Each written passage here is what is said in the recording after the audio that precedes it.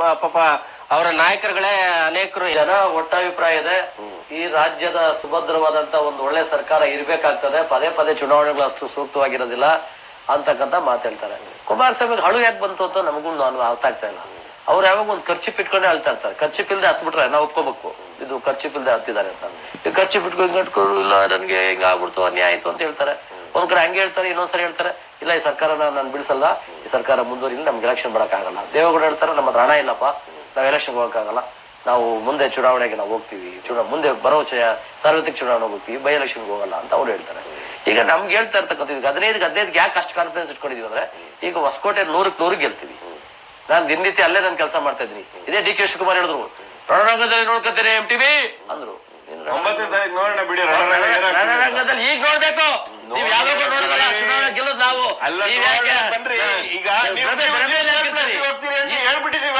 ಇವತ್ತು ನಿಮ್ D K Shivakumar ಯಾವ ರಣರಂಗದಲ್ಲಿ ನೋಡ್ಕೋತಾರೆ? ಡಿ ಕೆ ಶಿವಕುಮಾರ್ MTV ಯಾವುದೇ ಕಾರಣಕ್ಕೆ ಸೋಲ್ಸಕ್ ಸಾಧ್ಯ ಇಲ್ಲ. KR ಪೇಟೆ ಕಷ್ಟ ಉಳಿಸುತ್ತೀವಿ.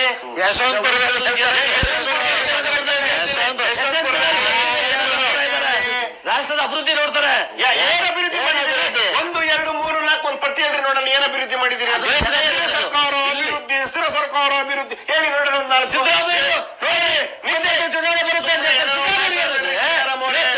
ಏನೇನೋ ಮಾತಾಡ್ಬಿಡಿ.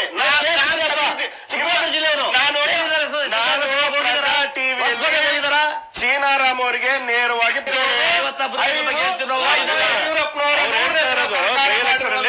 ಮಾಡ್ತೀವಿ ಅಂತ ಹೇಳ್ತಾ ಇದ್ದಾರೆ. ಈಗ 5 ವರ್ಷಗಳಿಲ್ಲ, ಯಾವ್ದು ಸಮಸ್ಯೆಗಳಿದೆ ನಿಮಗೆ? ನಿಮಗೆ ಸಮಯನೇ ಗೊತ್ತಿಲ್ಲ ಮಾತಾಡ್ತಾರೆ ನೀವು.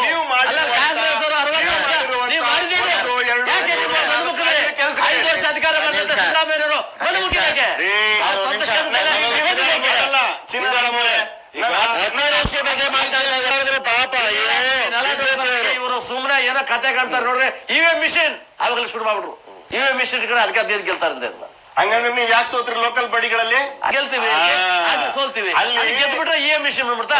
EVM ಮಿಷಿನ್ ಯಾಕೆ ಕೆಲಸ ಮಾಡಿಲ್ಲ ಲೋಕಲ್ ಬಡಿಯಲ್ಲಿ? ಇವೆಲ್ಲ ಕತೆ ಕಾಂಗ್ರೆಸ್ ಅವ್ರ ಕತೆ ಕಟ್ಟಿ ದೇಶದ ಸಂಪೂರ್ಣ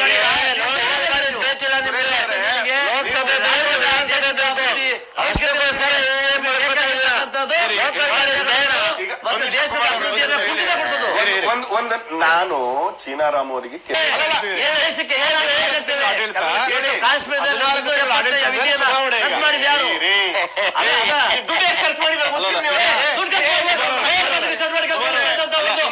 ವಿಭಜನೆ ಮಾಡಿದವರು ಚೀನಾರಾಮ್ ಅವರೇ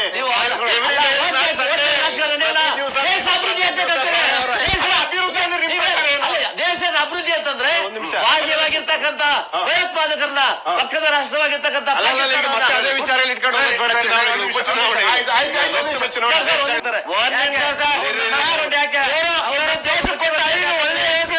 ಗೊತ್ತಾ? ನೋಟ್ ಅಮಾನೀಕರಣ,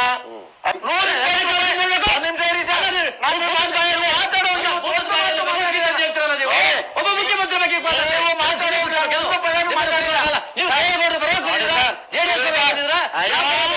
ಬನ್ನಿಯಲ್ಲಿ ಅತಿವೃಷ್ಟಿ ತೋರಿಸ್ತೀವಿ ನಿಮ್ಗೆ.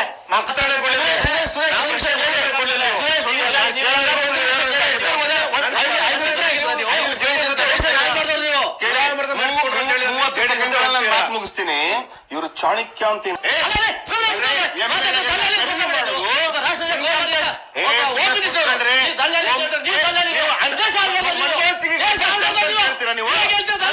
ರಬ್ಬರ್ ಸ್ಟಾಂಪ್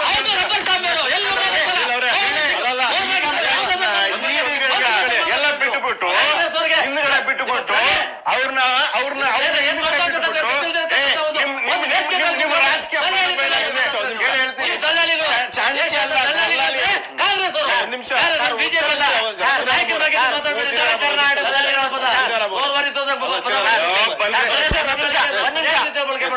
ಉತ್ತರ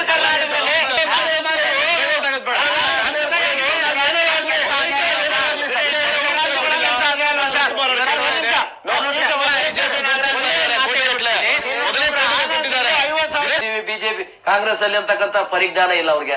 ಇವತ್ತು ಪರಿಜ್ಞಾನ ಯಾಕಿಲ್ಲ ಅಂತಂದ್ರೆ ಇವಾಗ ಮತದಾರರ ನೀವು ದುಡ್ಡು ಕೊಟ್ಟು ಗೆಲ್ತಾರೆ ಅಂತ ಮತದಾರರಿಗೆ ಅವ್ರಿಗೆ ಯಾಕೆ ಮಾತಾಡ್ಬೇಡಿ. ಭಿನ್ನಮತೀಯರು ಅಂತ ಅನ್ಸ್ಕೊಂಡವ್ರು, ಅನರ್ಹ ಅನ್ಸ್ಕೊಂಡವ್ರು, ಅವ್ರನ್ನ ಕಂಟ್ರೋಲ್ ಮಾಡ್ಬೋದಾಗಿತ್ತು. ಅವ್ರು ಹೇಳ್ತಾರೆ ಕಂಟ್ರೋಲ್ ಮಾಡಕ್ಕಾಗಲ್ಲ ಇವರು, ಎಲ್ಲ ಮಾಡಕ್ಕಾಗಲ್ಲ ಅಂತ ಬಿಟ್ಕೊಡ್ರಿ ನೀವು. ನಿಮ್ಗೆ ಬೇಕಾಗಿ 3ನೇ ಸ್ಥಾನಕ್ಕೆ ಹೋಗ್ತಾರೆ.